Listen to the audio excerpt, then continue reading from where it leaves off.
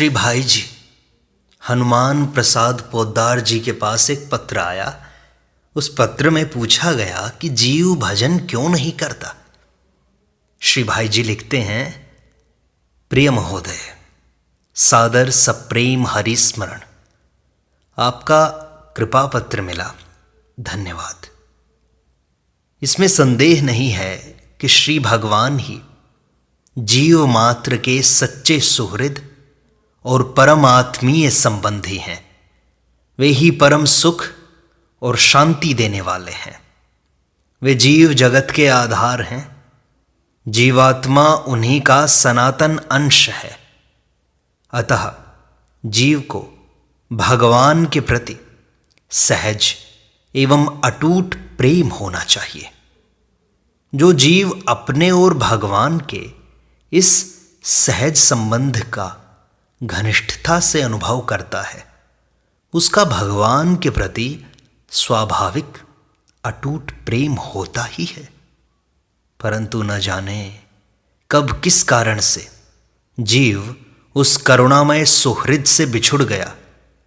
जीव और भगवान के बीच एक आवरण सा पड़ गया। अनादिकाल से और अज्ञात कारणवश जीव प्रभु से अलग है। अलग होकर यह कभी सुख शांति न पा सका। फिर भी मार्ग भूल जाने के कारण वह प्रभु तक पहुंच भी नहीं पाता। बिछुड़ने के बाद से अब तक इसने अपने मन में इतने विरोधी संस्कार संचित कर लिए हैं कि उनसे प्रभावित रहने के कारण इसे अपने प्रेमास्पद प्रभु की सत्ता पर भी यथावत विश्वास नहीं हो पाता। शास्त्र श्रवण अथवा सत्संग का अवसर सब जीवों को तो प्राप्त होता ही नहीं। थोड़े से लोगों को यह अवसर अवश्य मिलता है। तथापि उनमें भी अधिकांश जनों का मन विरोधी संस्कारों के कारण संशय आपन्न रहता है। अतः शीघ्र ही शास्त्रोपदेश या सत्संग का उस पर भी यथार्थ असर नहीं हो पाता। हां, अधिक काल तक शास्त्रानुशीलन और सत्संग करने से धीरे धीरे विरोधी संस्कार दूर एवं दुर्बल होने लगते हैं। फिर दीर्घकाल के बाद जब अंतःकरण शुद्ध होता है, तब प्रभु के साथ का अपना संबंध स्मरण हो आता है। फिर तो पिछली पहचान जाग उठती है और महान से महान बाधा की भी परवाह न करके प्रेमी जीव अपने प्रियतम के पास पहुंचने के लिए प्रेम के पथ पर दौड़ पड़ता है।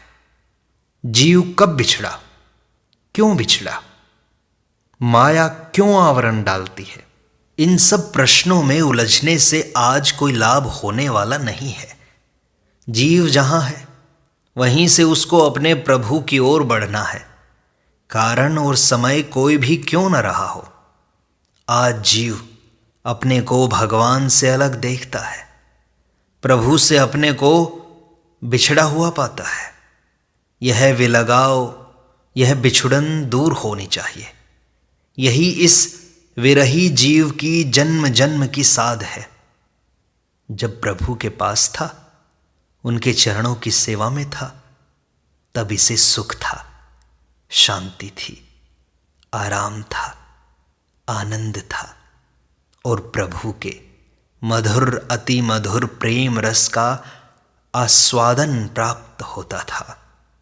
आज जब यह जीव प्रभु से पृथक हो गया है, तब भी यह उन्हीं वस्तुओं को चाहता है, पर लक्ष्य भ्रष्ट होने के कारण यह भौतिक नाशवान एवं दुखमय जगत में यहाँ के विषय भोगों में उस सुख शांति आराम आनंद और मधुर प्रेम रसास्वादन का लाभ लेना चाहता है। मरु मरीचिका में हिरन कितनी ही चौकड़ी क्यों न भरे, वहां शीतल जल नहीं मिल सकता। इसी प्रकार भौतिक जगत के भोगों में शाश्वत सुख शांति की प्राप्ति कभी नहीं हो सकती। भगवान की दया से जो जीव वस्तुतः इस सत्य को समझ लेता है, वह सब कुछ छोड़कर एकमात्र प्रभु चरणारविंदों का चिंतन करने वाला बन जाता है। जब तक प्रभु प्राप्ति के सुख की विलक्षणता अनुभव में नहीं आती, तब तक विषय सुख ही श्रेष्ठ एवं स्पृहणीय लगते हैं, अच्छे लगते हैं। उस दशा में भजन, साधन, पूजा पाठ और आराधन आदि भी इस विषय सुख सामग्री का संचय करने के लिए ही किए जाते हैं। इनकी प्राप्ति में ही उन साधनों की भी सार्थकता दिखाई देती है। सत्कर्म, सत्संग तथा सत शास्त्र चिंतन के प्रभाव से जो प्रभु की महत्ता समझ गए हैं, उन्हें भगवत कृपा का ही आश्रय लेकर भगवान की प्राप्ति को ही चरम लक्ष्य बनाकर प्रत्येक साधन अथवा सत्कर्म करना चाहिए। विघ्न, बाधा और विक्षेप आते हैं तो आए इस दुखमय जगत में, और है ही क्या जो आएंगे। जब अपने साथ भगवत कृपा का बल है, तब किसी भी विघ्न बाधा से अपनी क्या हानि हो सकती है। विक्षेप आदि का भय भी भगवान के प्रति अथवा उनकी अकारण करुणा के प्रति अविश्वास का ही सूचक है। भगवद विश्वासी की दृष्टि में भगवान के सिवा और कुछ आना ही नहीं चाहिए। सत्य यही है कि सब कुछ भगवान ही है। विघ्न, बाधा, विक्षेप भी भगवान से भिन्न नहीं। तब भगवत भक्त को किसी से भी भय क्यों होना चाहिए। निर्भरता और निश्चिंतता तो भगवत भक्त का स्वाभाविक गुण है। भगवान तो सत्य सुंदर स्वरूप ही हैं। उनके नाम, रूप, लीला सब वैसे ही हैं। जो भगवान को वस्तुतः इस रूप में समझ सके हैं, उनका सहज आकर्षण उनकी ओर होता ही है। जिनका सहज आकर्षण उनकी ओर नहीं है, वे भगवान के सत्य सुंदर सुख स्वरूप को नहीं जानते। संसारी वस्तुओं की ओर आकर्षण इसीलिए है कि वे उनसे सुख पाने की आशा रखते हैं। यदि उनके हृदय में वस्तुतः यह विश्वास, यह अनुभव हो जाए कि भगवान ही सुख, शांति, सौंदर्य, माधुर्य, प्रेम, आनंद सुधा के सागर हैं, तो वे विषय सुख को तिनके की भांति त्याग कर उस ओर दौड़ पड़ेंगे, भजन करने लगेंगे। जप कीर्तन आदि में कमजोरी होने की बात लिखी सो मालूम हुई।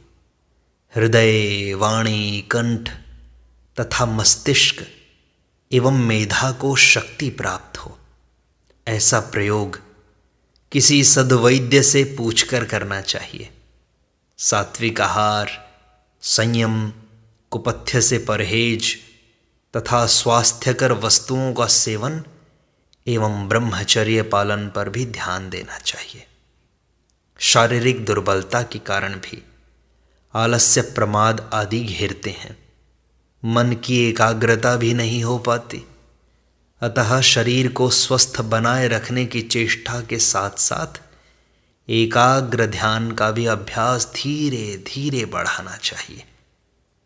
मन को एकाग्र करने का उपाय भगवान ने ही बता दिया है, अभ्यास और वैराग्य। पातंजल योग दर्शन में भी यही कहा है, अभ्यास वैराग्याभ्याम तन्निरोधः, अर्थात अभ्यास और वैराग्य के द्वारा ही चित्त की वृत्तियों का निरोध हो जाता है। अभ्यास वैराग्य के स्वरूप और महत्व से तो आप परिचित होंगे।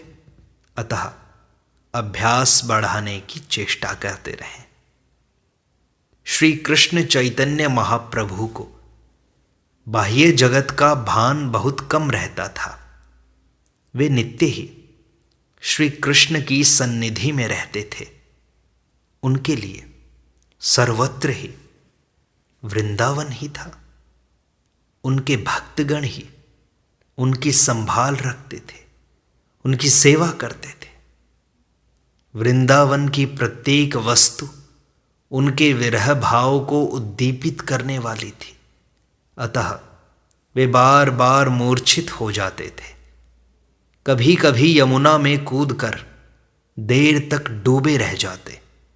उस दशा में उनके इस शरीर की रक्षा कठिन जान पड़ने लगी।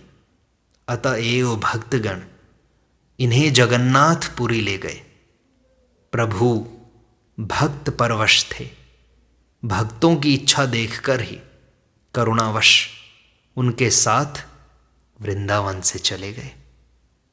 निरख सखी चार चंद्र एक ठोर, इस वाले पद का संक्षिप्त अर्थ आपने पूछा है तो वह इस प्रकार जान पड़ता है।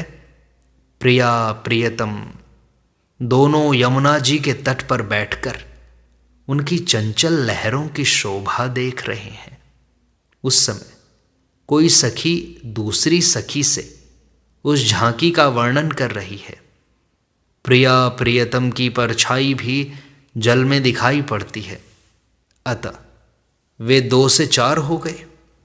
आगे आपने पूछा कि भगवत भजन की आवश्यकता क्या है, तो मैं कह दूं, भगवत भजन सभी साधनों का प्राण है। भगवत भावहीन साधन सफलता तो प्राप्त कर सकता है, पर उससे सच्ची शांति नहीं मिल सकती। बाह्य संगठन अथवा साधनों से जो सफलता मिलती है वह निर्जीव और अस्थायी होती है। उसमें प्रतिस्पर्धा, हिंसा, अभिमान और भोग लिप्सा के रोगाणु विद्यमान रहते हैं, जो समय पाकर सारे संसार की अशांति के कारण बन जाते हैं। इसमें संदेह नहीं कि संगठन और अध्यवसाय के बल से पश्चिमीय देश दिनों दिन उन्नति एवं विजय हो रहे हैं, किंतु उनकी वह उन्नति दूसरों को कुचलकर अपनी भोग लिप्सा को बढ़ाने वाली ही है। इससे अपनी और पराई दोनों की ही अशांति बढ़ रही है। राम नाम ही अर्थात भगवत भजन ही प्रधान बल होना चाहिए। अतः हमारा संगठन भी तभी सफलता प्राप्त करा सकता है जब उसके मूल में श्री भगवान हो, उनका भजन हो। तथापि इसमें संदेह नहीं है कि विश्व में विजय प्राप्त करने के लिए संघ शक्ति की भी बड़ी आवश्यकता है और अपने स्थान पर उसे भी अवश्य रखना चाहिए। शेष भगवत कृपा। अब 2 बातें मन और इंद्रियों के संयम पे भी कह देता हूँ। इंद्रिय और मन के संयम का भी अमोघ उपाय है भगवान का भजन, उनकी लीला कथाओं का श्रवण, पठन और चिंतन। यह अनुभूत मार्ग है। उपर्युक्त प्रकार से जब वैराग्य हो जाता है तब मन और इंद्रियों का संयम स्वतः सिद्ध हो जाता है। इंद्रियां सदा मन के शासन में रहती हैं। अतः मनोनिग्रह सिद्ध होने पर इंद्रियों का संयम अपने आप हो जाता है। मन का संयम आरंभ में बड़ा कठिन होता है, क्योंकि मन बड़ा चंचल है। भगवान का दिव्य रस उसे मिल जाए तब तो वह भी स्थिर एवं एकाग्र हो जाता है, किंतु उस रसानुभव के पूर्व भी उसके रोकने का उपाय अभ्यास और वैराग्य है। भगवान स्वयं कहते हैं, अभ्यासेन तु कौन्तेय वैराग्येण च गृह्यते। भगवान की शरण लेकर दृढ़ निश्चय और श्रद्धा के साथ अभ्यास आरंभ करने पर कुछ ही काल में मन अपना अनुचर बन जाता है। आगे आपने प्रेम तथा विषय वैराग्य के बारे में पूछा है। मेरी समझ से ज्ञान और प्रेम दोनों में ही वैराग्य स्वयमेव होता है। ज्ञान में जगत का जगत रूप से अभाव हो जाता है, फिर राग किसमें हो, और प्रेम में प्रियतम के अतिरिक्त और कुछ सूझता ही नहीं, याद ही नहीं आता, तब दूसरों में राग कैसे रहे? स्त्री हो या पुरुष, यदि किसी का भी किसी में सच्चा प्रेम है, उसमें काम गंध का जरा भी दोष नहीं है। यदि प्रियतम से आत्म सुख की कामना न होकर अपने महान दुखों की जरा भी परवाह न करके प्रियतम के सुख के लिए व्याकुलता पूर्ण प्रयास है, तो वही पवित्र जीवन है। पवित्र भावना, पवित्र विचार, पवित्र वाणी और पवित्र शरीर वही हैं जिनमें आत्म सुख की इच्छा सर्वथा प्रियतम के सुख की इच्छा में परिणत हो जाती है, और भावना, विचार, वाणी और शरीर सभी स्वाभाविक ही आत्म सुख का बलिदान करके सतत प्रियतम को सुखी करने के अखंड प्रयत्न में लग जाते हैं। ऐसे पवित्र भाव, विचार, वाक और शरीर वाला प्रेमी ही यथार्थ प्रेमी है। इस प्रेम में जगत के भोगों से स्वाभाविक ही वैराग्य है, क्योंकि यहाँ काम का लेश मात्र भी नहीं है। प्रेम ऐसा पवित्र पदार्थ है जिसे प्राप्त यह हो जाता है, उसके लिए यह समस्त विश्व ही प्रियतम बन जाता है। विश्व नहीं रहता, प्रियतम बन जाता है। वही कह सकता है, जित देखूं तित श्याममयी है। उसके नेत्रों में विश्व के चित्र नहीं आते, उसके चित्तपट पर जगत का चित्र अंकित नहीं होता। यदि किसी भी कारण से, किसी भी प्रेरणा करने पर उसे विश्व की स्मृति होती है, तो दूसरे ही क्षण वह देखता है कि अपने प्रियतम में ही विश्व का भास हो रहा है। भगवान ने जो कहा है, यो माम पश्यति सर्वत्र सर्वम च मयि पश्यति, जो सर्वत्र मुझको देखता है और सबको मुझ में देखता है, इसका यही गंभीर रहस्य है। प्रेमियों का यह प्रेम, यह प्रियतमानुराग जगत के समस्त विषयानुराग को खा पी कर पचा जाता है, फिर उसका बीज भी नहीं रहने पाता उनके हृदय में। लोग उन्हें पागल बताते हैं। ये परम रागमय, परम विरागी पुरुष बड़े ही विलक्षण होते हैं। श्री चैतन्य महाप्रभु की जीवन लीला के अंतिम वर्ष इसी विलक्षण विरागमय राग का प्रत्यक्ष कराने वाले थे। वे धन्य हैं जो इस प्रकार के प्रेम की कल्पना भी कर पाते हैं। इस प्रकार सत्संग का यह भाग संपूर्णता को प्राप्त होता है। शेष अगले अंक में।